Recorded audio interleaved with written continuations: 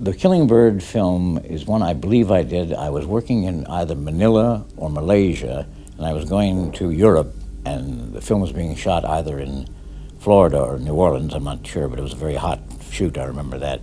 And I came in and stopped off there, and they had an idea that they wanted me to wear contact lenses. I think they wanted me to wear blue contact lenses.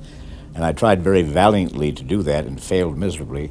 So the alternative was to wear black glasses because the man was blind. And the character that I play is a Vietnam vet who came back home and found out that his wife had been cheating on him, and he killed her lover, her parents, and pet bird.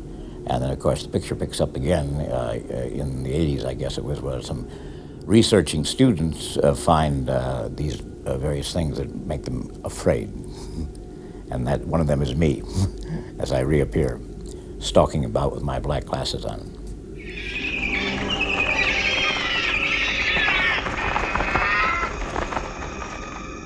It is my recollection that, no, I don't think I ever actually wore the contacts in front of the camera. I tried to wear them, and they gave me a great deal of pain, and they also kept popping out.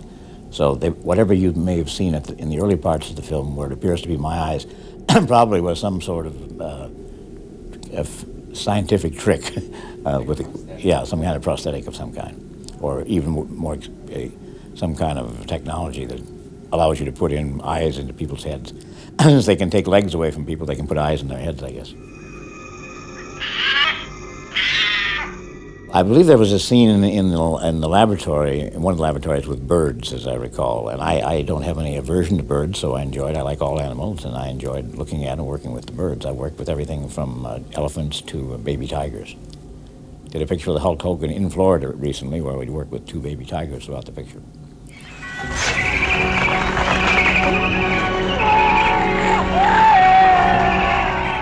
Yeah, there were prosthetics that were used in the film on my face, and I think it took a couple hours to put them on.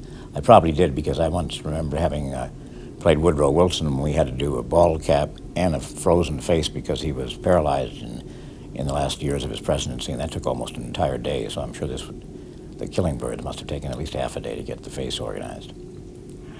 I meant to frighten you, and I'm glad I did. The way I became attracted to acting was the fact that my mother and father and stepfather were actors, my grandmother and great-grandfather were actors, and my great-grandfather and great-grandmother were actors in the French theater in the 19th century. That's how I got attracted to acting. It was the family business. And if they'd been butchers, I guess I'd be slinging hamburgers or something.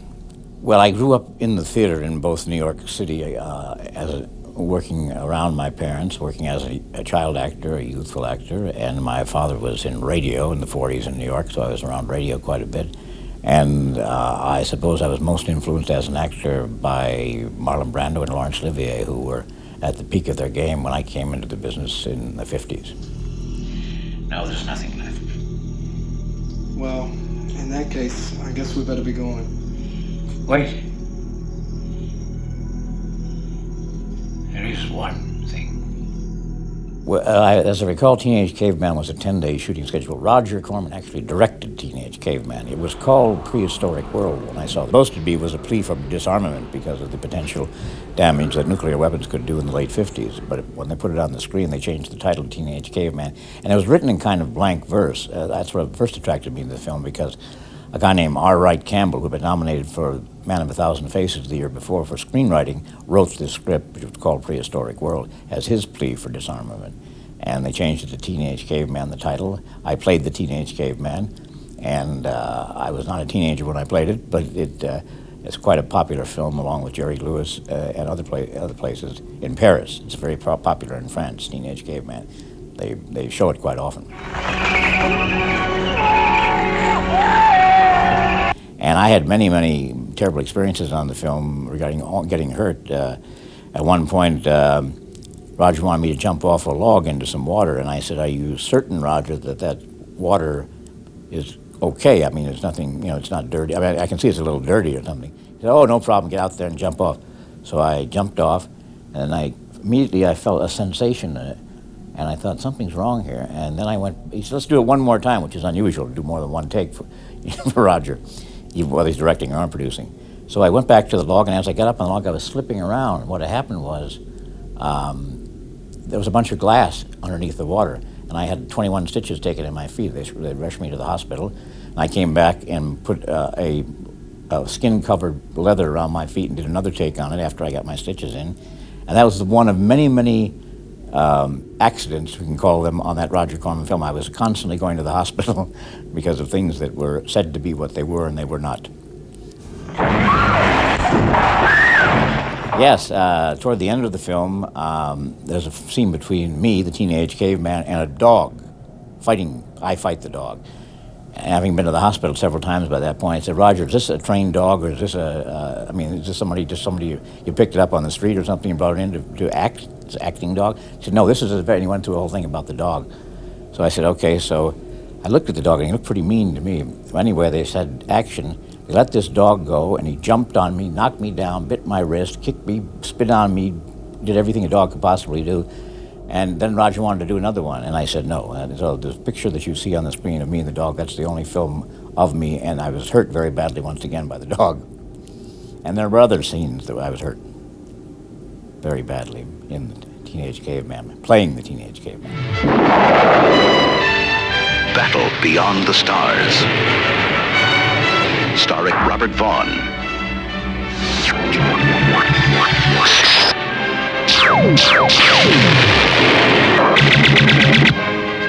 Battle Beyond the Stars.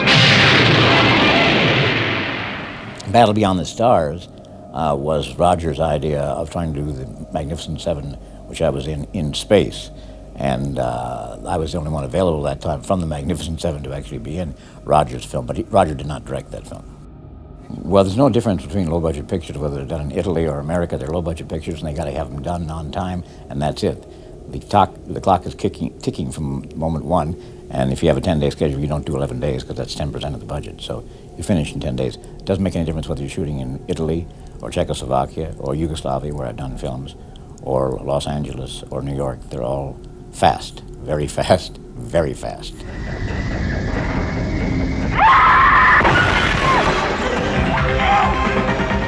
Yes, my personal favorite, once again, is Roger Corman. It was a picture called Transylvania Twist, and my daughter was about 6 years old at the time, and she wanted to know why I could never be in a horror movie where I played a bad guy or something, at least a controversial person. I said, well, it just so happened I got a script today. So anyway, we did the picture. I played Lord Orlok. I remember I said the K very harsh every time. And Lord Orlok, of course, was a variation on Dracula of some kind. I had a long black cloak and a red collar and lots of makeup, white makeup, and so on. Well, my daughter got a copy of it immediately. This was in the early days of tape. And she must have played it 100 times and took it to school and drove everybody crazy in the school that she went to, playing Daddy's interpretation of Lord Orlok in Transylvania Twist. And I had a lot of fun doing the picture. That was shot in Griffith Park also, again, because I guess that Griffith Park is very cheap in Los Angeles. You can rent the park cheaply and make believe you're anywhere.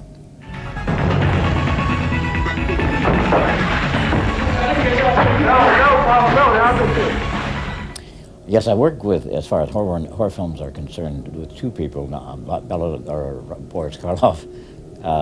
I did a movie called The Venetian Affair, which we shot in Venice, lovely location, moderately expensive film.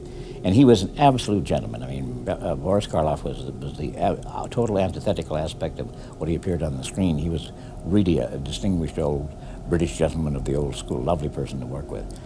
And Christopher Lee, I worked with actually twice. I worked with him in Starship Invasions, which was shot in Canada, which was kind of a semi-horror film in a way. But I also did Shakespeare's Julius Caesar with Christopher in London in a production that starred Charlton Heston, Jason Robards, Richard Johnson, and John Gielgud, and Robert Vaughn. So I worked with him actually twice.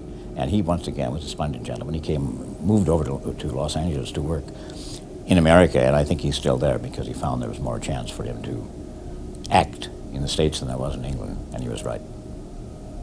Oh, and Boris also worked on The Man from U.N.C.L.E. playing a Boris Karloff character. In that case, he was playing kind of and he also worked on The Girl from U.N.C.L.E. I was in a segment of The Girl from U.N.C.L.E. with Boris Karloff in a Hamlet costume.